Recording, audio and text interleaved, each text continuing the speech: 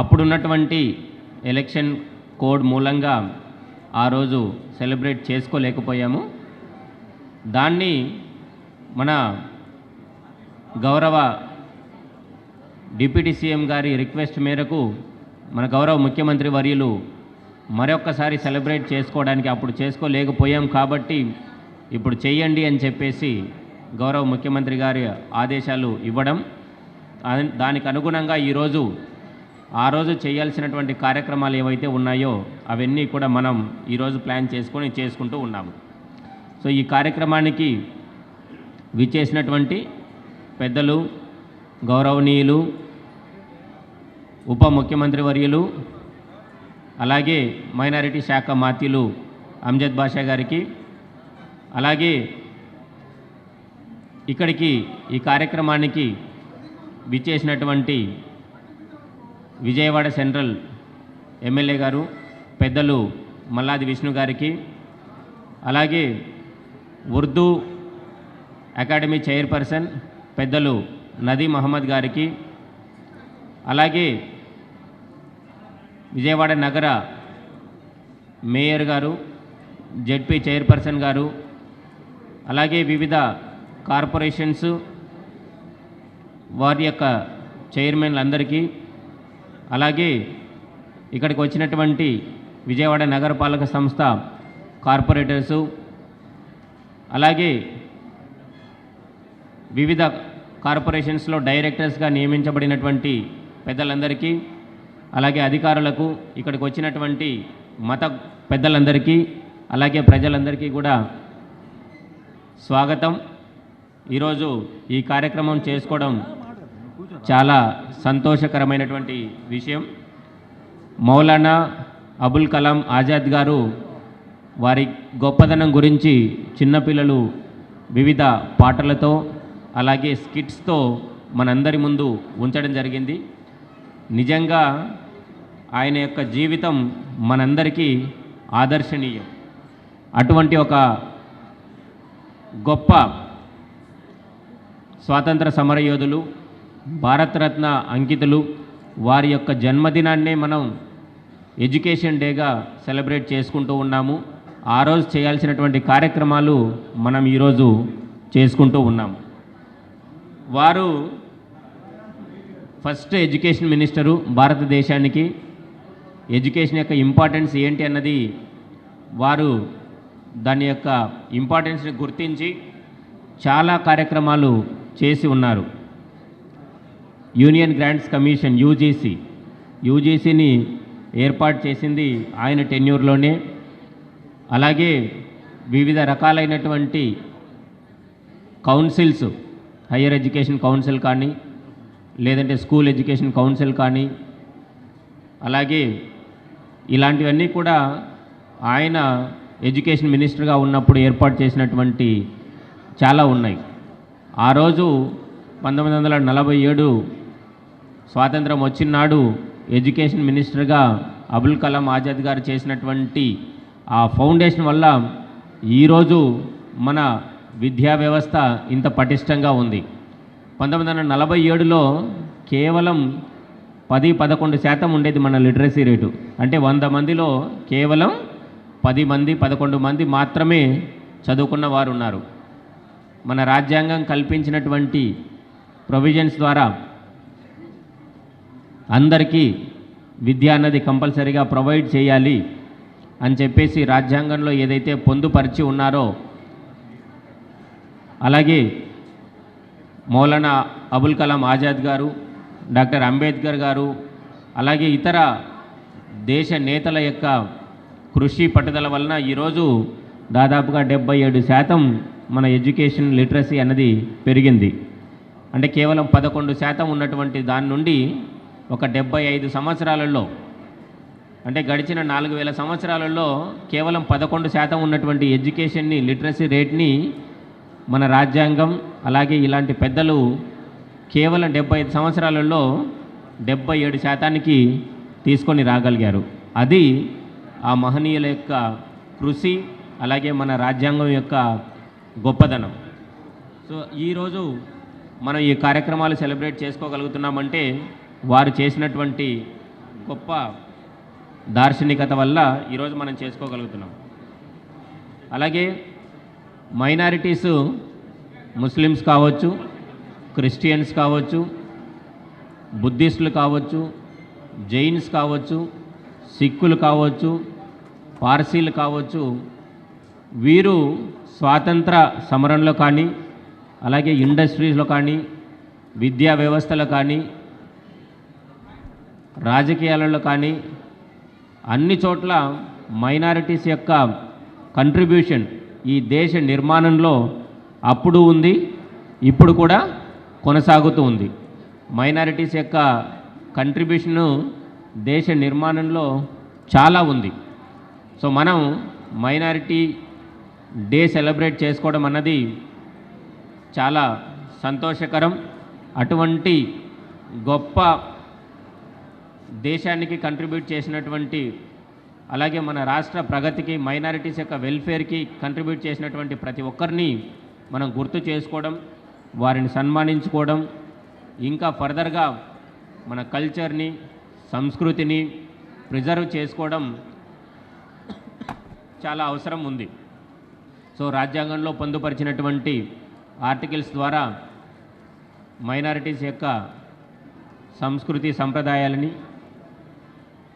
వారి యొక్క ఆర్థిక అలాగే ఇతర అభివృద్ధిని ముందుకు తీసుకొని వెళ్ళడానికి ఇటువంటి కార్యక్రమాలు చాలా ఉపయోగపడతాయి.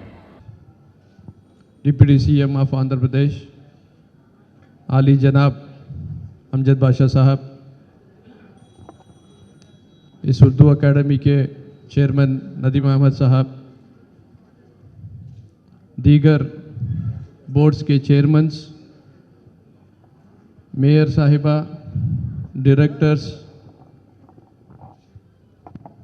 और सब मेरे माँ बहनों को अस्सलाम वालेकुम।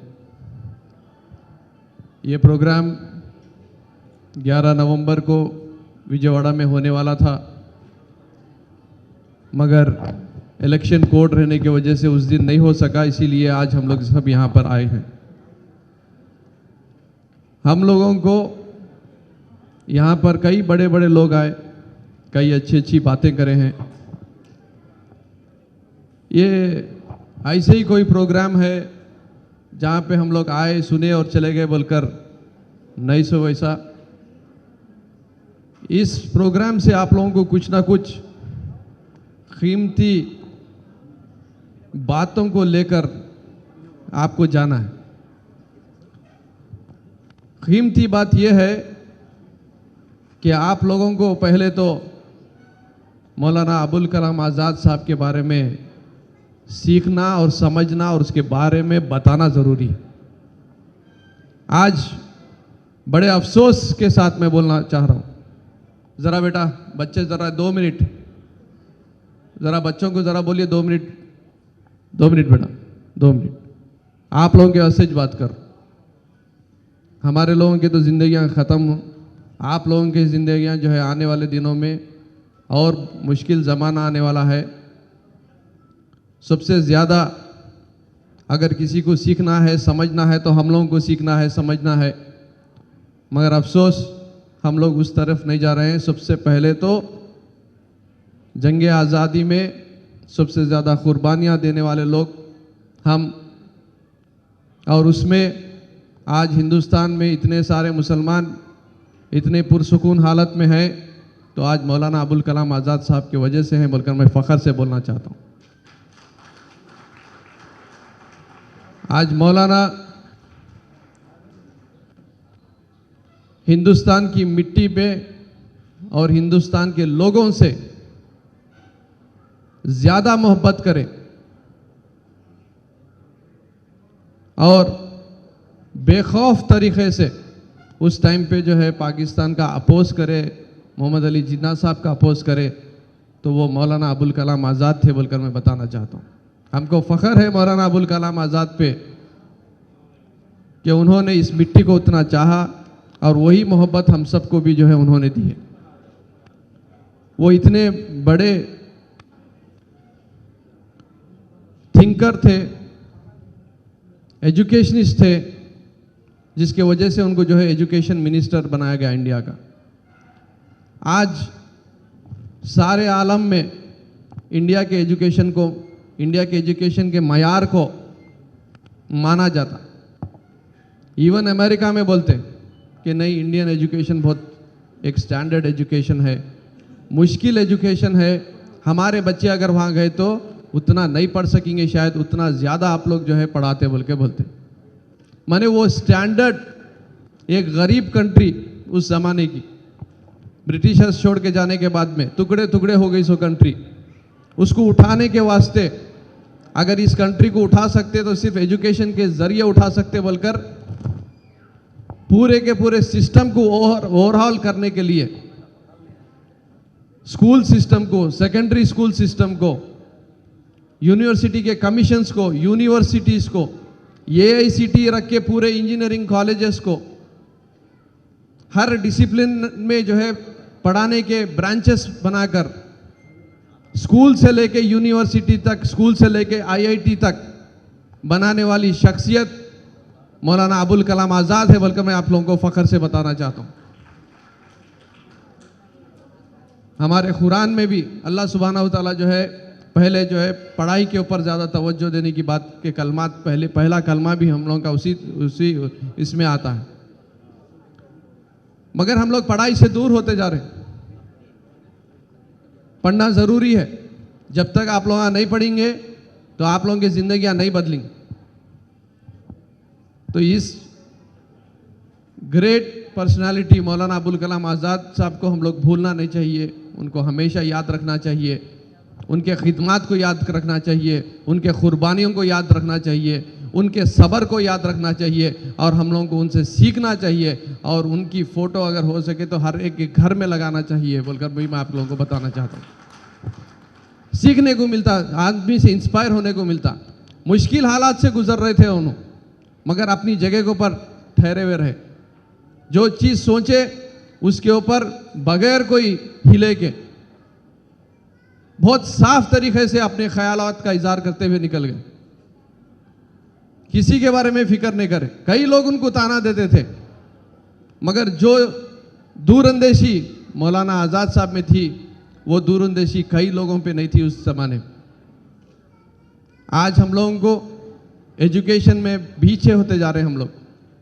आप लोगों से मैं सबसे रिक्वेस्ट करता हूं, जहां तक हो सके वहां तक ये गवर्नमेंट, हमारे जगन मोहन रेड्डी साहब की गवर्नमेंट, राजशेखर रेड्डी साहब के फर्जन की गवर्नमेंट, जो राजशेखर रेड्डी साहब हम लोग को 4% रिजर्वेशन देने की वजह से हमारे बच्चों को आज engineering, doctor, law, MBA, MCA हर जगह के ऊपर सीट मिली। सीट मिल गई तो क्या होता, पढ़ाने के वास्ते पैसा नहीं रहता हमारे पास। उसके बाद में फिर फीस रिम्बर्समेंट देके आप लोग पढ़िए, मैं हूं आप लोगों के साथ बोलने वाला आदमी डॉक्टर YS राजशेखर रेड्डी साहब। आज उन्हीं के फर्जन जगन मोहन रेड्डी साहब, स्कूल से लेके आप हमारे सबसे ज़्यादा बच्चे जो है ड्रॉप आउट्स माइनॉरिटी कम्युनिटी में होते हैं गरीबी की वजह से। हम लोग में दूरअंदेशी नहीं है, हम लोग में वो समझ नहीं है कि जो है पढ़ाई की वजह से ज़िंदगी बदलती, बोलकर आज कैसा कट जाएगा बोलकर सोचने वाले लोग हो गए हम लोग। मगर आपके बच्चों को आज के बारे में मत सोचिए, कल के बारे में सोचिए बोलकर एक अम्मा बड़ी स्कीम लेकर आके आपके बच्चों को हाथ पकड़ के ले जाके स्कूल में जो है डालने वाली स्कीम आज भैया जगन मोहन रेड्डी साहब दे रही, बोलकर मैं बताना चाहता हूँ। एजुकेशन के ऊपर जिस तरीके से मौलाना अबुल कलाम आज़ाद साहब उस टाइम पे स्ट्रेस करे, उतना ही ज़्यादा स्ट्रेस आज गवर्नमेंट ऑफ आंध्र प्रदेश कर रही है। चाहे वो अम्मा बड़ी रहने दीजिए, जगनन्ना विद्या कानुका रहने दीजिए, विद्या दीवना फीस रिम्बर्समेंट रहने दीजिए, वसति दीवना हॉस्टल फीस रिम्बर्समेंट रहने दीजिए, हर चीज़ आप लोगों को देने के लिए तैयार है। आज नाडू नेडू में स्कूल्स बदल जा रहे। आप लोगों को सिर्फ इतना ही करना है कि आपके बच्चों को जो है इंस्पायर करके वो लोगों को जो है बस पढ़ो बोलकर बोलना है और वो लोगों को जो है तवज्जो आप लोगों थोड़ी सी देना है। मैं रिक्वेस्ट कर रहा हूँ मेरे माँ बहनों से,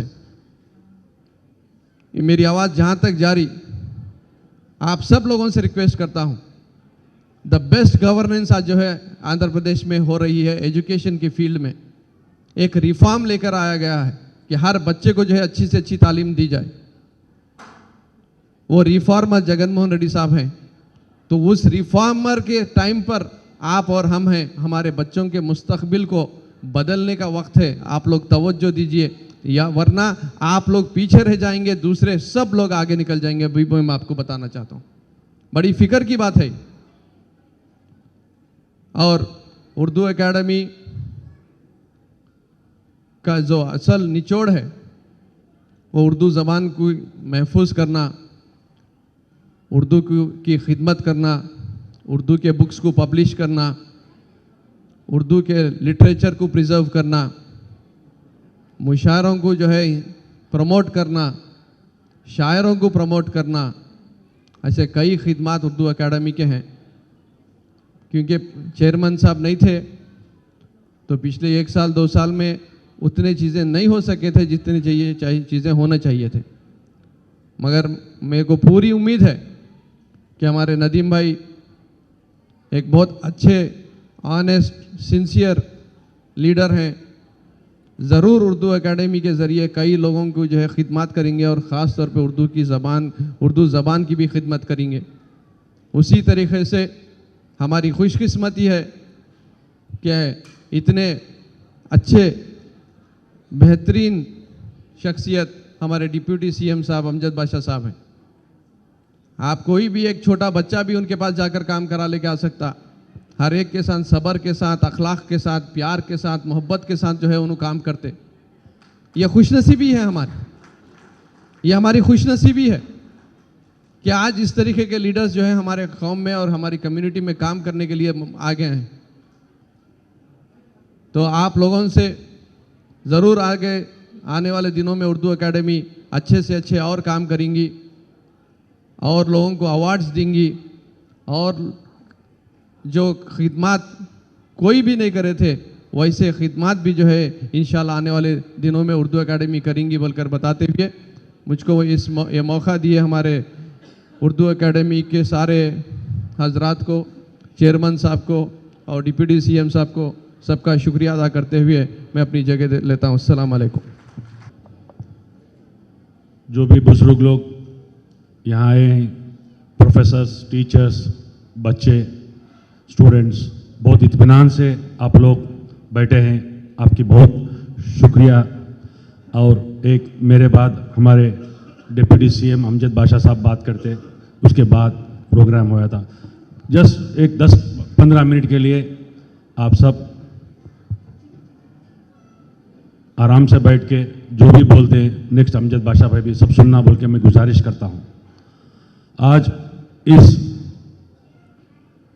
मौलाना अबुल कलाम आज़ाद के और डॉक्टर अब्दुल हक अवार्ड्स के जो भी अवार्डीज हैं, जो भी इनको अवार्ड्स मिले हैं, जो भी lecturers, teachers, life time achievement awards और अब्दुल कलाम आज़ाद अवार्ड और डॉक्टर हक अवार्ड, इसको ये प्रोग्राम नवंबर 11 तारीख को गुंटूर में होने वाला था। हमारे हरदिल अजीज़ चीफ मिनिस्टर जगन मोहन रेड्डी साहब ने उस दावत को हमारे अमजद भाई के कहने पर, डिप्टी सीएम साहब के कहने पर कबूल किया था और पूरा प्रोग्राम भी गुंटूर में तैयार हो चुका था। बदकिस्मती है कि उस दिन एमएलसी का कोड आया, इसी के लिए आज एमएलसी के कोड होने के बाद ये प्रोग्राम किया जा रहा है। और इस प्रोग्राम को हमारे चीफ गेस्ट के जैसा हमारे डिप्टी सीएम अमजद बादशाह साहब को और हमारे कर्नूल एमएलए हफीज़ खान भाई को, और इसी तरह जो स्टेज पे हमारे कॉरपोरेशन के चेयरमैन्स, मेरे भाई बहन जो भी मेरे साथ जो भी हैं कॉरपोरेशन चेयरमैन, सबको भी मैं शुक्रगुजार हूँ और शुक्रिया अदा करता हूँ कि उन्होंने सब आके आप सबको इम्पोर्टेंट व्यूज़ अपने अपने बताए हैं। देखिए, ये हमारी खुशकिस्मती है कि हमें आज एक इतनी बड़ी हस्ती हमारे मौलाना अबुल कलाम आज़ाद जी के बारे में बात करने का मौका हमें मिल रहा है। आने वाली जनरेशन्स को भी उनके बारे में समझाने की, बतलाने की ये रिस्पॉन्सिबिलिटी सोसाइटी में हम सबको लेना है। ये हमारे आज़ादी के बाद हमारे हिंदुस्तान के पहले एजुकेशन मिनिस्टर थे। मैं गुजारिश करता हूं जस्ट एक चंद मिनट के लिए आराम से बैठ जाइए।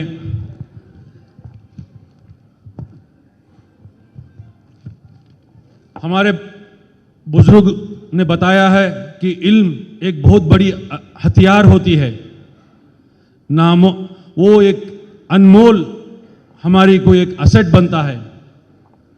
इल्म से ही हम तरक्की करते हैं। मौलाना अबुल कलाम आज़ाद ने बताया है, जब लिटरेसी का रेट बढ़ेगा तभी गरीबी हटेगी और गरीबी कम होगी। आज हमें जो आज़ाद साहब ने बताया था, जो अहमियत इल्म के बारे में उन्होंने बताई थी, उसी फुटस्टेप्स पे आज हमारी आंध्र प्रदेश की हुकूमत, हमारे वज़ीर आला जगन मोहन रेड्डी साहब की हुकूमत चल रही है। आज हमारे बच्चों को इल्म की अहमियत जो है, इसीलिए इस हुकूमत आगे ले जाने के लिए हर कोशिश कर रही है, नाडू नेडू बोल के। इस नाडू नेडू प्रोग्राम से अगर किसी को सबसे ज़्यादा फ़ायदा होता है तो आज माइनॉरिटी कम्युनिटियों को ही होता है।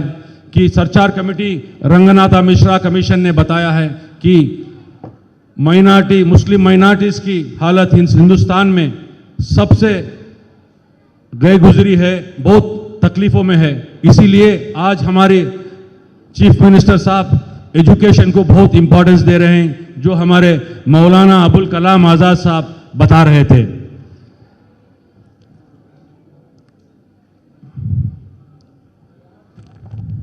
इल्म अगर हो तो रोशनी का मीनार बन जाता है।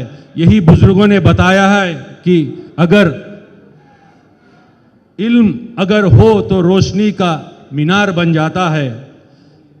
और बहुत बुजुर्गों ने बताया है, education is the mother of leadership. अगरचे हमारी कौम में भी आज देखिए, हमारे स्टेज पे आज डिप्टी चीफ मिनिस्टर अमजद बादशाह साहब हैं, तो एक क्रेडिट हमारे सीएम जगन मोहन रेड्डी साहब को जाना है। आज हफीज भाई एक एमएलए करनूल से हैं, जहां मुसलमानों की आबादी ज़्यादा है, एक क्रेडिट अमजद बादशाह साहब को जाना है, जगन मोहन रेड्डी साहब को जाना है। देखिए आज 4 एमएलएस असेंबली में हैं मुस्लिम माइनॉरिटीज़ के, इसका क्रेडिट जगन मोहन रेड्डी को जाना है। क्योंकि जो इल्म बताया कि education is the mother of leadership, अगर लीडरशिप बनना है तो लिटरेसी रहना है। इसी तरह आज यूनाइटेड आंध्र प्रदेश में भी मुस्लिम्स को 4 एमएलसीज कभी नहीं दिए। आज 2 एमएलसीज इकबाल भाई और इसाक भाई हैं। और इसी तरह पिछले दिन विजयवाड़ा से आपा का इंतकाल हुआ और रायचोटी से जो एमएलसी दिए उनको भी काउंसिल के वाइस चेयरमैन बनाया गया। इसीलिए मैं गुजारिश करता हूं, यहाँ पे जो आए हुए टीचर्स, लेक्चरर्स, प्रोफेसर्स, लीडर्स को बनाना है। लीडर्स को सही लीडर बनाने की स्कूल हमारे जगन मोहन रेड्डी साहब ने शुरू किया है। ये इस स्कूल से ज़्यादा फायदा हम मुसलमानों को ही होने वाला है, एससी एसटी बीसी भाइयों को होने वाला है। और स्कूल से प्राइमरी, सेकेंडरी, हायर सेकेंडरी बच्चों को वो क्वालिटीज़ डेवलप करने की रिस्पॉन्सिबिलिटी टीचर्स, लेक्चरर्स और हम सब लेना है। इसी तरह the roots of education are bitter but the fruits are very sweet.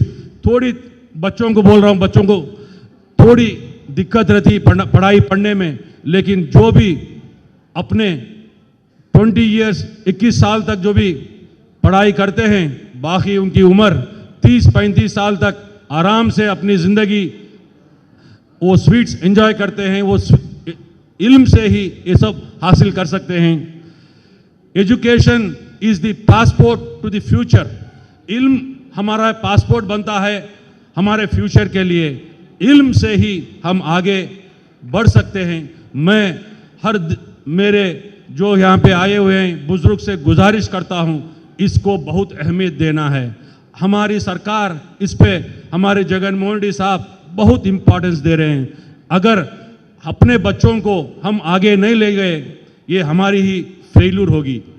इसी तरह education is not preparation of life, education is not preparation of life, education is life itself. इल्म एक प्रिपरेशन नहीं है जिंदगी का, वो एजुकेशन खुद एक हमारे को अपने जीने का तरीका दिखाता है।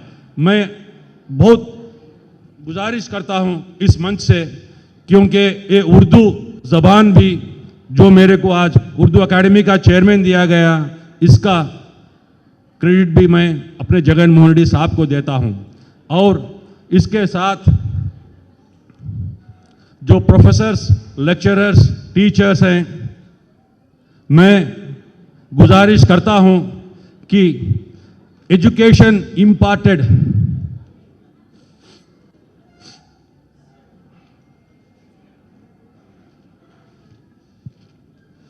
education imparted by heart can bring revolutions in the society। ये इल्म इतना अहमियत रखता है कि हमारे सोच को रेवोल्यूशनरी, इनकलाबी डेवलपमेंट दिखा सकता है। और एक बात बताना चाहता हूं, मेरे बाप मुझे इस जमीन पर लाया, मेरे बाप मुझे इस जमीन पर लाया, लेकिन मेरा उस्ताद मुझे आसमानों की बुलंदियों पर पहुंचा दिया। मेरा बाप मुझे जमीन पर लाया, लेकिन मेरा उस्ताद मुझे आसमान के बुलंदियों पर पहुंचा दिया। ये हर लड़का जब महसूस करता है कि मेरे टीचर, मेरे लेक्चरर, मेरे प्रोफेसर ने मेरे को ऊंचाई तक, आसमान के ऊंचाई तक पहुंचा दिया, उसी वक्त हम डेवलप हो सकते हैं। आप सबकी मैं गुजारिश करता हूं, मैं आज इस स्टेज पे हूं, एक इंजीनियर बना हूं, तो मेरा क्रेडिट भी मेरे टीचर्स को, मेरे लेक्चरर्स को, मेरे प्रोफेसर्स को जाता है।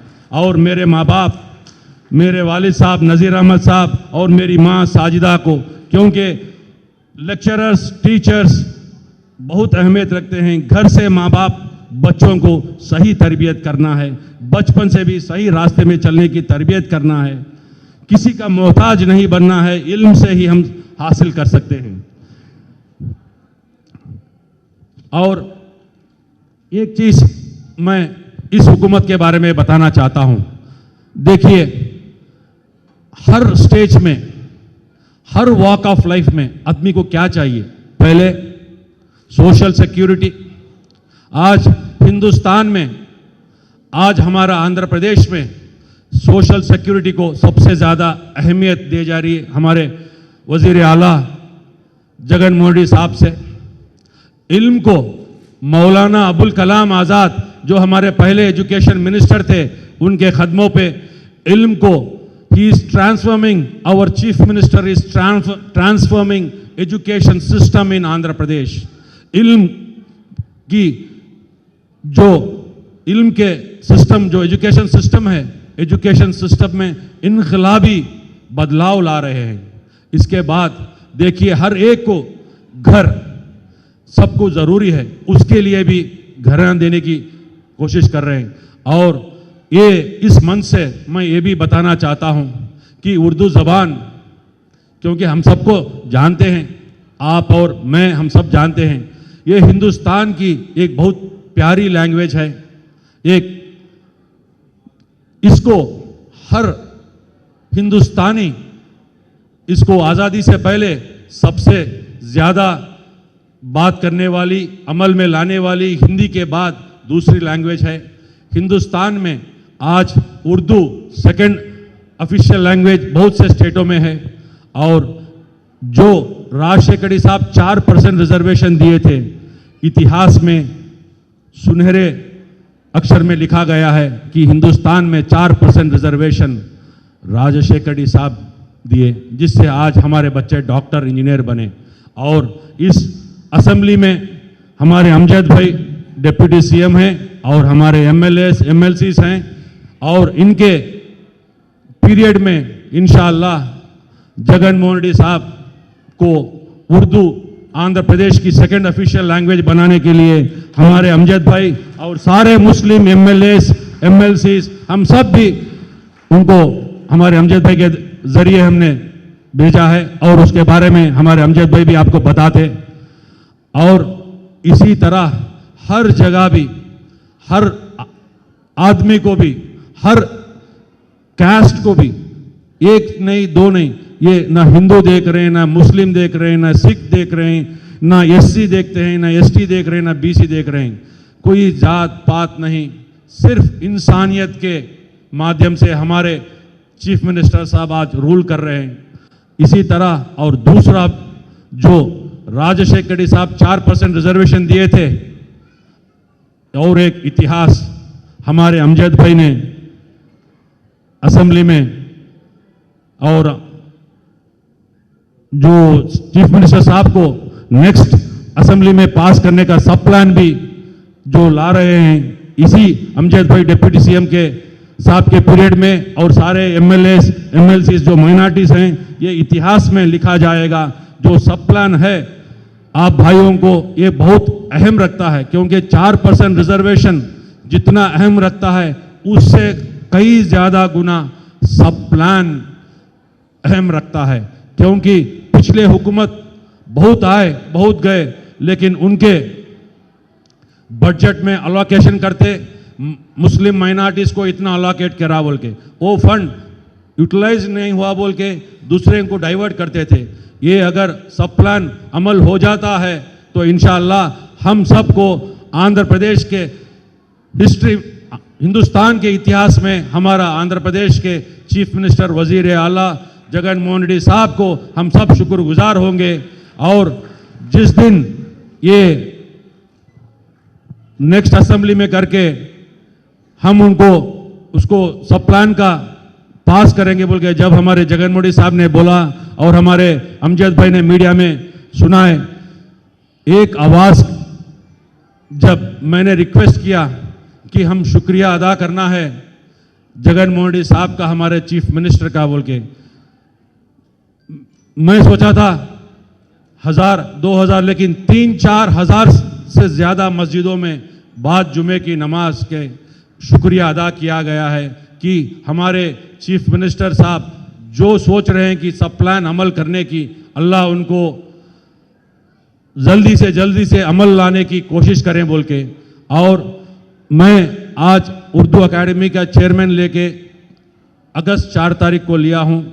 पिछले में क्या चला इसके बारे में डिस्कस करने के बजाय पॉजिटिव थिंकिंग के साथ इंशाअल्लाह जो भी हो सकता है, हमारे डिप्टी चीफ मिनिस्टर और माइनॉरिटी मिनिस्टर अमजद बादशाह की मदद से, और सारे हमारे हफीज भाई और नवाज भाई और मुस्तफ़ा भाई गुंटूर के एमएलए और सारे एमएलसीज को मैं साथ लेके इंशाअल्लाह जो भी काम करना है, इससे पहले 2 कॉन्फ्रेंसेस हमने चलाए। एक विजयवाड़ा के हेड ऑफिस पे चलाए हमने, उर्दू को कैसे तरक्की ले जाना है, कैसे आगे ले जाना है बोल के, इंटेलेक्चुअल्स को, प्रोफेसर्स को, लेक्चरर्स को, टीचर्स को शामिल किए। इसी तरह कर्नूल में भी किए हैं। जो भी करना है इन सब बुजुर्गों के साथ लेके, आप सबके साथ से इंशाअल्लाह हम उर्दू ज़बान को, उसके हेरिटेज को, उसके कल्चर को, जर्नलिज्म को, उर्दू जर्नलिज्म को और मुशायरों को, हर चीज़ को भी, हर जो भी हमारे इसके नीचे आते हैं सबको करेंगे। जो भी इतनी इत्मीनान से सबने सुना है, आप सबसे शुक्रिया अदा करते हुए, और अमजद भाई के स्पीच के बाद प्रेजेंटेशन होगा, और जो भी मौलाना अबुल कलाम आज़ाद अवार्ड्स है, डॉक्टर अब्दुल हक अवार्ड्स हैं, और टीचरों के स्टूडेंट्स को दिया जाएंगे। अस्सलाम वालेकुम, शुक्रिया। आपका दिली तौर पर खैर मकदम किया जा रहा है, अपने ज़रीन ख्यालात से हमें महसूस फरमाएं। Welcome sir. अस्सलाम वालेकुम वरहमतुल्लाहि वबरकातुहू। आज मौलाना अबुल कलाम आज़ाद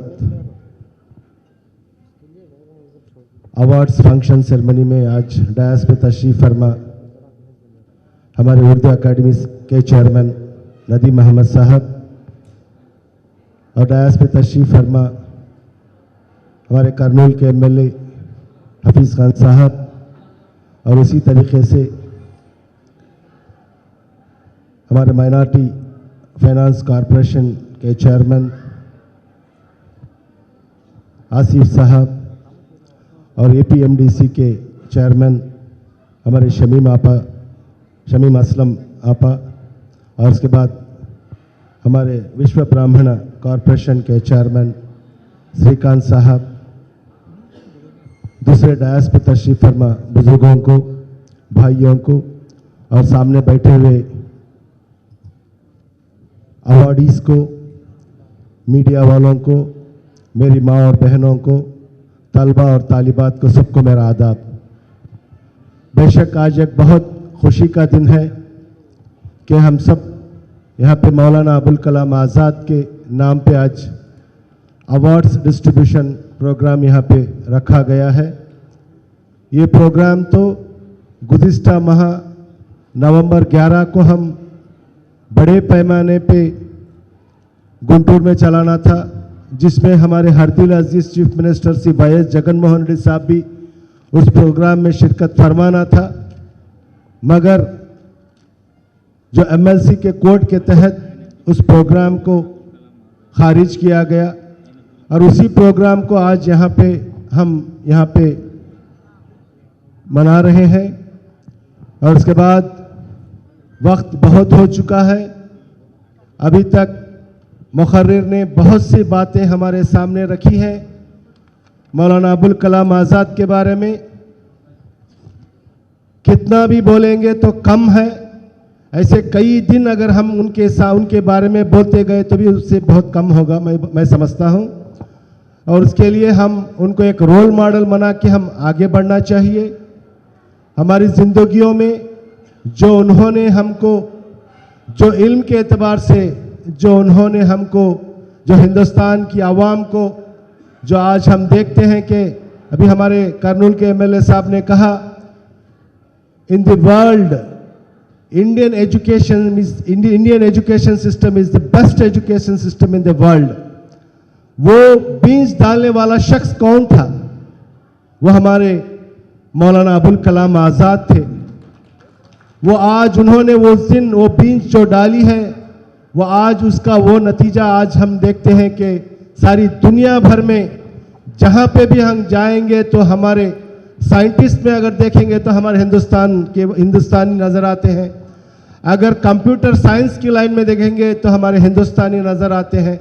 ये सब हमारे मौलाना अबुल कलाम आज़ाद जो उन्होंने जो बीज डाला था, वो बीज आज एक बहुत बड़ा, क्या बोलते हैं उसको, एक झाड़ बन चुका है। उसकी तरफ से आज बहुत से आज इल्म के एतबार से हम लोग आगे बढ़ते हुए जा रहे हैं। और उसके बाद हमारे हरदिल अजीज़ chief minister Shri Y Jagan Mohan Reddy साहब, जो हमारे मौलाना अबुल कलाम आज़ाद को उनके नक्शे कदम पे चलते हुए, उनके वालिद साहब भी मरहूम डॉक्टर वाई.एस. राजशेखर रेड्डी साहब भी, जो इल्म को बढ़ावा देते हुए, जो खुसूसन अक़लियतों में, माइनॉरिटीज़ में इल्म की कमी की वजह से हम देखते हैं कि हमारी माली हालात ठीक नहीं होने की वजह से, इल्म की कमी की वजह से जिस तरीके से हम आगे बढ़ना है उस तरीके से हम आगे बढ़ नहीं सक रहे हैं। ये उन्होंने मरहूम डॉक्टर वाई.एस. राजशेखर रेड्डी साहब ने महसूस किया। महसूस करने के बाद उन्होंने रिजर्वेशन लेके आया।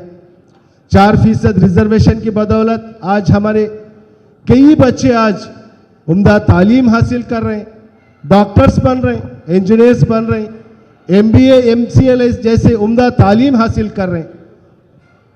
हर साल इस रिजर्वेशन की बदौलत 200 बच्चे आज हर साल डॉक्टर बन रहे हैं। कोई मामूली बात है? आज देखते हैं तो हम एक डॉक्टर की सीट आज 1 करोड़ रुपए है। वैसा आज हमारे इस रिजर्वेशन की बदौलत आज हमारे अक़लियतों के बच्चे, आज माइनॉरिटीज़ के, मुस्लिम माइनॉरिटीज़ के बच्चियाँ आज हर साल 200 डॉक्टर्स बन के बाहर आ रहे हैं। और उसके बाद फीस रियम्बर्समेंट, जिसके बदौलत कई बच्चे आज इंजीनियर्स बन रहे हैं, कई बच्चे आज MBA MCA जैसा उम्दा तालीम हासिल कर रहे हैं। वैसा ही आज वालिद के नक्शे कदम पे चलते हुए और मरहूम डॉक्टर YS राजशेखर रेड्डी साहब के जो उनके रास्ता जो बताए हुए रास्ते थे उनको आगे बढ़ाते आगे लेके जाते हुए हमारे हरदिल अजीज chief minister Shri YS Jagan Mohan Reddy साहब और मौलाना अबुल कलाम आज़ाद के जो भी इंस्पिरेशंस थे उनको भी आगे लेके जाते हुए आज बहुत से स्कीम्स मैं समझता हूं हिंदुस्तान में सिर्फ एक आंध्र प्रदेश में ही ऐसे स्कीम्स लागू हो रहे हैं। खुसूसन अक़लियतों के लिए भी इससे बहुत फायदा हो रहा है। नवरत्नालु के तहत बहुत से स्कीम्स कि बोले तो अक़लियतों में माइनॉरिटीज में सबसे ज्यादा ड्रॉप आउट्स अगर हम देखेंगे तो अक़लियतों में माइनॉरिटीज में रहेंगे। क्यों बोले तो उनके माली हालात ठीक नहीं होने की वजह से अपने बच्चों को वो स्कूल नहीं भेज सकते। वैसे लोगों के लिए आज हमारी हुकूमत ने, हमारे हरदिल अजीज chief minister Shri YS Jagan Mohan Reddy साहब ने एक अम्मा बड़ी स्कीम, एक बेहतरीन स्कीम लेके आई है। ड्रॉप आउट्स को ख़त्म करना है। हर गरीब घर में भी हर बच्चा हर बच्ची उम्दा तालीम हासिल करना उनका मंशा है। इसको आगे बढ़ाने के लिए ये अम्मा बड़ी स्कीम बहुत कामयाब स्कीम रही है। हम देखते हैं कि कई लाखों बच्चे आज गवर्नमेंट स्कूल्स में आज एडमिशन्स ले रहे हैं। कई हमारे माँ बाप अपने बच्चों को काम से निकाल के आज स्कूल्स में डाल रहे हैं। ये सिर्फ अम्मा बड़ी का बदौलत आज हमारी अक़लियतों में भी आज हमारे पेरेंट्स, हमारे माँ बाप जो उनमें भी शऊर आया है, अपने बच्चों को पढ़ाने का जज्बा आया है। इसके तहत जगनना विद्या दीवेना, वसति दीवेना, जगनना गोरु मुद्दा, ये सब क्या है? इल्म को आगे बढ़ाना है। जो मौलाना अबुल कलाम आज़ाद के जो मंशे है उसको पूरा करना है। 100% लिटरेसी लेके आना है। ये हमारे हरदिल अजीज chief minister Shri YS Jagan Mohan Reddy साहब का भी यही मकसद के साथ आज हमारी हुकूमत भी काम कर रही है। और उसके बाद ऐसे कई स्कीम्स मैं समझता हूं ये नवरत्नालु में जितने भी स्कीम्स आज आंध्र प्रदेश में लागू हो रहे हैं, इन सब स्कीमों से मैं समझता हूं सबसे ज्यादा फायदा हमारे अक़लियतों को हो रहा है। हर एतबार से भी अगर हम देखेंगे तो इल्म के एतबार से देखें तो हमारे बच्चों का फायदा हो रहा है, और दूसरे स्कीमों से भी देखेंगे तो हमारी ख़वातीन का उससे फायदा हो रहा है। हमारे जो बेरोजगार हैं उन सब का भी फायदा हो रहा है बहुत से स्कीम से।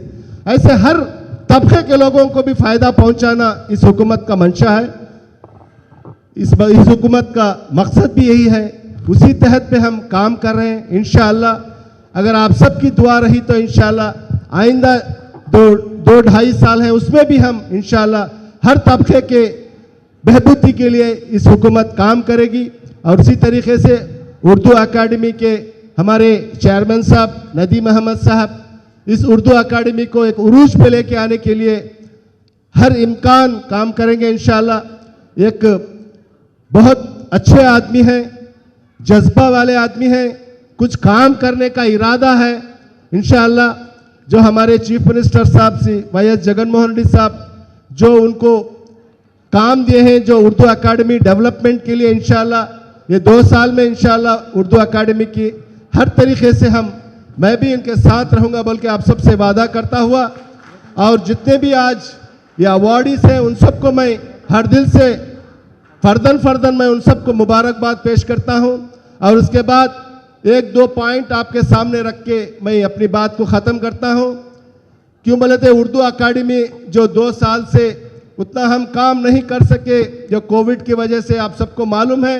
इंशाअल्लाह इसके ऊपर जो उर्दू ज़बान है हमारी मादरी ज़बान है, इसको बचाना हम सब का फ़र्ज़ है इंशाअल्लाह।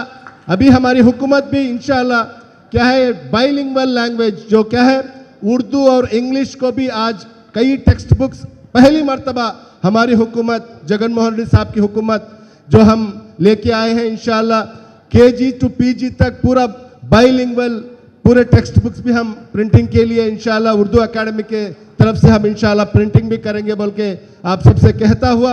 और उसके बाद भी माइनॉरिटीज़ के लिए सब प्लान, ये बहुत बड़ा कारनामा है।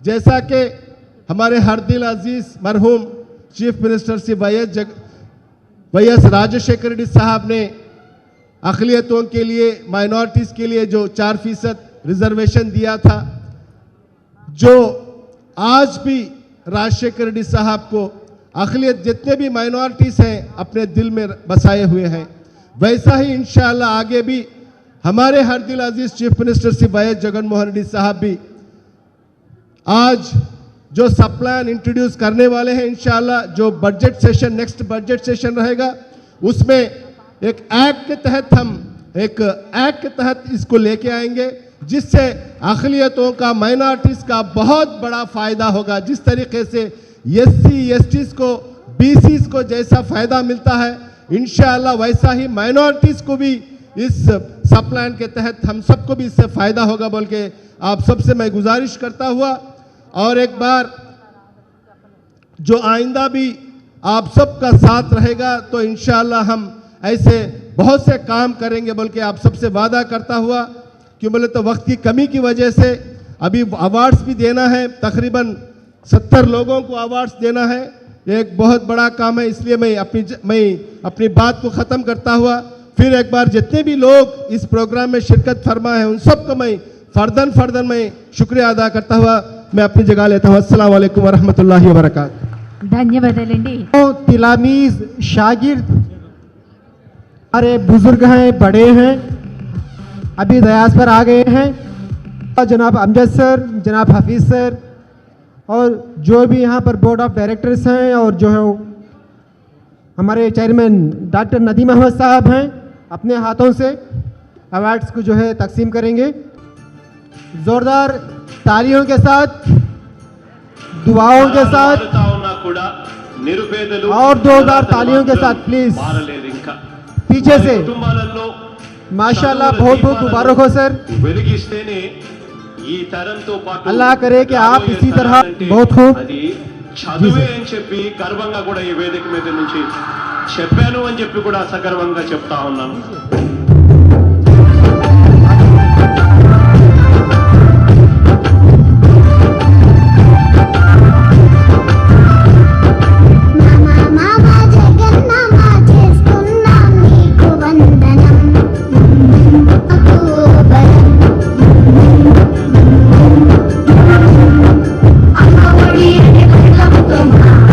बहुत बहुत मुबारक हो।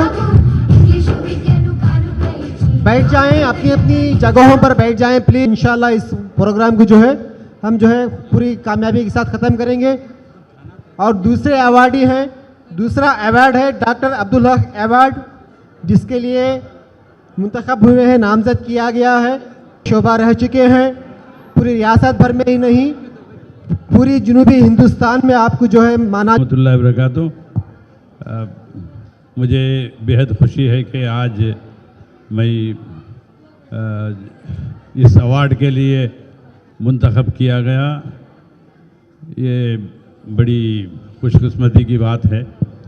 हमारे जो हरदिल अजीज़ नायब वज़ीर आला अमजद साहब हैं और हमारे चेयरमैन साहब उर्दू अकेडमी के हैं, करनूल के एमएलए साहब हैं और दूसरे जितने भी यहाँ अकाबिर मौजूद हैं, मैं उन सबका शुक्रिया अदा करते हुए, चूँकि मैं तारीख़ का एक तालिब इल्म हूँ, एक तारीख़ की बात 2 मिनट में बोल के ख़त्म करता हूँ ताकि आप लोगों के इल्म में रहे। मौलाना अबुल कलाम आज़ाद का अवार्ड दिया जा रहा है और मौलाना डॉक्टर अब्दुल हक का अवार्ड भी दिया जा रहा है। दोनों में मौलाना अबुल कलाम आज़ाद और डॉक्टर अब्दुल हक करनूली की मुलाकात 1927 में काकीनाडा के कांग्रेस सेशन में हुई थी। पहली बार मौलाना अबुल कलाम आज़ाद और डॉक्टर अब्दुल हक करनूली, ये दोनों 1927 में काकीनाडा आंध्रा ही में सबसे पहली बार मुलाकात हुई थी और दोनों के ताल्लुकात बहुत मुस्तहकम थे। इसीलिए मौलाना अबुल कलाम आज़ाद ने अलीगढ़ में प्रो वाइस चांसलर के लिए डॉक्टर अब्दुल हक करनेलू को मुंतखब करके वहाँ भिजवाया और उन्होंने वहाँ बहुत काम किया। ये दोनों अवार्ड्स वाकई बड़ी कदर कीमत के अवार्ड हैं। मैं प्रोफेसर अब्दुल सत्तार साहब को भी मुबारकबाद देता हूँ।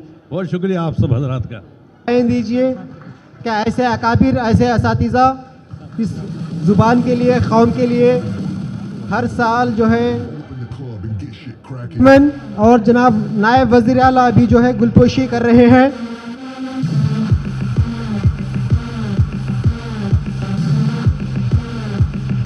मेमेंटो और अवार्ड के साथ आपको जो है सरफराज किया जा रहा है। पीछे से जो तलबा और तालिबात बैठे हुए हैं, ज़ोरदार तालियों के साथ इस्तकबाल कीजिए और ज़ोर से। बहुत खूब, बहुत खूब, बहुत बहुत मुबारक हो सर, दिल की गहराइयों से मुबारक हो। आप इसी तरह उर्दू ज़ुबान व अदब के खिदमात से हमें जो है सरफराज करते रहें।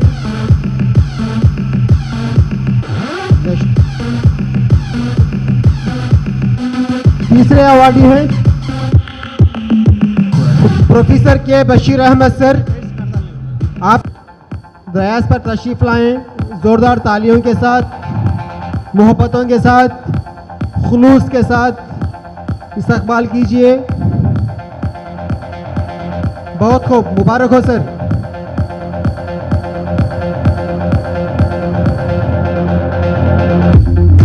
इसके बाद मुस्तफ़ा हसन, आली जनाब मुस्तफ़ा हसन साहब जहाँ कहीं भी हैं डयास पर तशरीफ़ लाएं।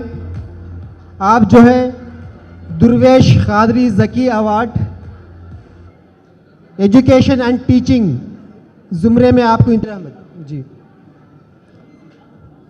प्रोफेसर के बशीर अहमद साहब, आपको जो है पूरे उर्दू दुनिया और उर्दू असातिज़ा ज़ोरदार तालियों के साथ इस्तकबाल कीजिए। आखिर में भी बैठा हुआ जो मजमा है बच्चों का, तालियों के साथ बैठ जाइए, 2 मिनट के लिए बैठ जाइए। इंशाल्लाह जो है हम प्रोग्राम को जो है आगे की तरफ बढ़ाएंगे। बहुत खूब। प्रोफेसर के बशीर अहमद सर, सुलेमान अतहर जावेद के लिए ज़ुमरा तहकीक और तनकीद के लिए आपको जो है अवार्ड दिया गया है। बहुत खूब, मुबारक हो सर, दिल की गहराइयों। जी जी जी।